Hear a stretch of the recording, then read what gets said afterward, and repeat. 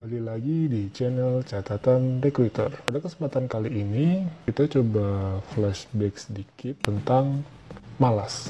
Ketika malas, coba deh teman-teman inget nasihat ini ya. Pernahkah teman-teman merasa malas untuk melakukan kegiatan? Inginnya tuh ya rebahan gitu, tidak punya planning tentang pekerjaan ataupun membuka sebuah usaha. Tidak punya inisiatif, bersikap merasa bodoh dan tak mau tahu loh. Jika itu yang teman-teman alami saat ini, maka jangan pernah coba-coba deh untuk menjadi pengusaha yang sukses. Jadi pengusaha sukses itu tidak semudah membalikan telapak tangan loh. Apalagi kalau teman-teman sering mendengarkan kata-kata berikut ini. Enak ya, bisnisnya sudah jalan, terus pemiliknya ya jalan-jalan. Enak ya, orangnya udah bebas finansial. Enak ya, punya banyak waktu, bisa beli ini itu, dan lain-lain. Match-nya enak banget ya. Kalau kayak gitu, ya saya juga mau dong. Nggak perlu repot-repot untuk kerja keras gitu. Nah, teman-teman juga perlu tahu nih, usaha sukses itu kerjanya jauh lebih ekstra loh dibandingkan dengan mereka yang ingin serba instan. Tahu kan maksudnya? Nah, ini serba terima jadi, ada duit ini, aku beli ini. Dia nggak mau mengikuti proses-proses untuk menuju suksesan. Yo, kok bisa sih? Oke deh, kita coba sedikit sharing ya. Dari segi positifnya dulu nih. Pengusaha itu sejatinya adalah seorang yang tahu nih di mana ada sebuah peluang. Nah, peluang apa sih ini?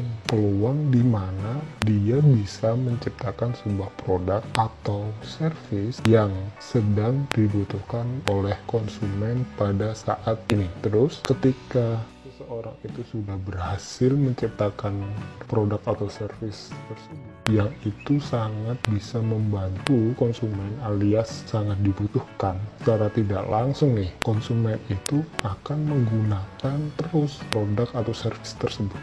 Bayangin aja tuh kalau produk atau service itu digunakan satu orang dulu deh minimal, itu dia udah loyal, udah menggunakan kembali, secara tidak langsung dia akan merekomendasikan kepada teman lain.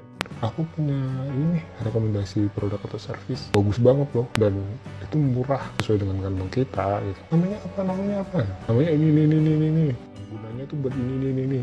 Ketika satu orang ini berhasil mengajak satu orang yang lain ini akan ngajak sehingga banyak konsumen itu kalau bener-bener produk dan servisnya itu sangat membantu, dia akan merekomendasikan semakin banyak. Bayangin aja kalau misalkan biaya untuk produk itu 1.000 aja, 1.000 kalikan berapa konsumen yang menggunakan. Kalau misalkan 1 juta konsumen yang menggunakan setiap harinya, berarti 1.000 dikalikan 1 juta berapa? Itu 1 hari. Kalau 30 hari, 1 bulan berapa? Kalau 10 bulan berapa? Kalau 1 tahun berapa? Akan teman-teman hitung sendiri. Itu dari segi positifnya loh ya. Oke, coba sekarang kita lihat dari segi negatifnya. Satu, belum berhasil menciptakan sebuah produk atau service yang benar-benar dibutuhkan oleh konsumen. Kenapa? Ya karena teman-teman masih ingin membuktikan ide atau analisa hasil riset itu, masih ibaratnya itu masih gini, masih trial error tentang pembuktian. Bener nggak sih produk dan service ini layak untuk diproduksi? Cocok nggak sih dengan kebutuhan konsumen gitu ya? Yang kedua, yang jelas membutuhkan waktu cukup lama gitu kan. Ketika udah mencoba produk satu, ternyata ada orang lain bilang, ini loh ada produk yang lain, sehingga iya ya, coba kita tambahin lagi. Akhirnya nggak ketemu-temu tuh goalnya. Belum lagi misalkan ada partner yang bilang, ini loh bro, ada prospek bisnis baru nih, kamu cukup gini.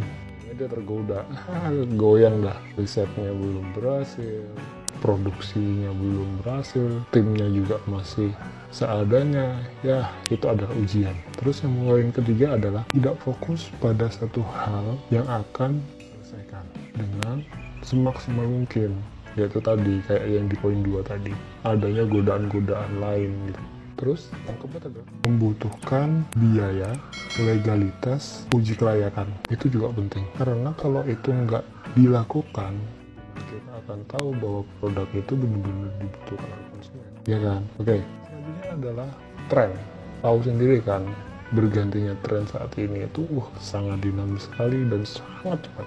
Kalau kita sedikit lambat aja eksekusi, ya udah bakalan ketinggalan lagi, ganti lagi dengan tren yang baru. Selanjutnya, sistem manajemen yang belum memiliki prosedur yang jelas. Yang mana mau jelas, produk yang pertama aja masih belum fix, ya kan? Dengan ada tren yang baru, dengan ini yang baru. Jadi itu sangat dinamis banget dan harus cepat. Yang selanjutnya adalah pengelolaan dan menempatkan karyawan yang tepat. Ini juga menjadi poin penting. Kalau saja teman-teman tidak bisa menempatkan karyawan atau tim sesuai dengan job rule-nya, itu bakal kalang kabut. Misalkan satu orang yang seharusnya dia di bagian desain, ternyata teman-teman taruh dia di bagian marketing. Wah, itu udah di luar batas kemampuan dia, kecuali anaknya bisa, itu gak masalah. Tapi kalau nggak, itu bakalan susah untuk dapat pertumbuhan yang lebih cepat. Belum lagi ketika produk udah jadi yang satu, ada komplainnya dari konsumen, wah ini gimana nih gini, sedangkan itu cuma terbatas, sini belum selesai ngerjain, yang sana udah ada komplain, ngurusin sini belum kelar, ya produksinya juga kalang kabut. Ya itu gambaran dari segi negatifnya. Nah, sebenarnya itu bisa diatasi teman-teman. Produk atau service yang diciptakan belum berhasil itu bisa diatasi dengan syarat adanya sosok leader yang benar-benar memiliki mental yang tahan banting, tidak mudah menyerah pastinya. Kalau teman-teman saat ini aja masih malas-malasan dan sukanya masih rebahan, bagaimana mau mensukseskan bisnisnya, ya kan? Teman-teman nantinya mau jadi karyawan ataupun jadi pengusaha, itu keduanya sama loh. Kenapa kok sama? Ya intinya mau jadi karyawan kan, mau jadi pengusaha, dua-duanya juga sama-sama kerja dan menghasilkan uang kan? Bener gak? Kalau benar, simpan aja jawabannya menurut perspektif teman-teman masing-masing. Yang nggak boleh itu ketika teman-teman itu tidak menghasilkan uang. Kenapa? Ya teman-teman setiap hari itu mau makan, mau apapun itu semua pakai uang, keluarin duit. Kalau pengeluaran lebih besar daripada pendapatan, wah itu bahaya, bisa tekor gitu nanti. Oke, intinya adalah apapun pekerjaannya, teman-teman harus bisa menghasilkan uang. Satu minimal bisa untuk menutup biaya operasional setiap hari. Selanjutnya, pesan dari catatan recruiter untuk teman-teman yang menonton video ini, mulai sekarang deh, yuk kita sama-sama mari belajar untuk satu, konsisten dalam mendisiplinkan diri. Yang kedua, mari kita meningkatkan etos kerja yang lebih berkualitas. Yang terakhir adalah mulai memperluas koneksi dan tak lupa jaga etika. Oke, sekian dulu dari catatan recruiter. Sampai berjumpa di video selanjutnya.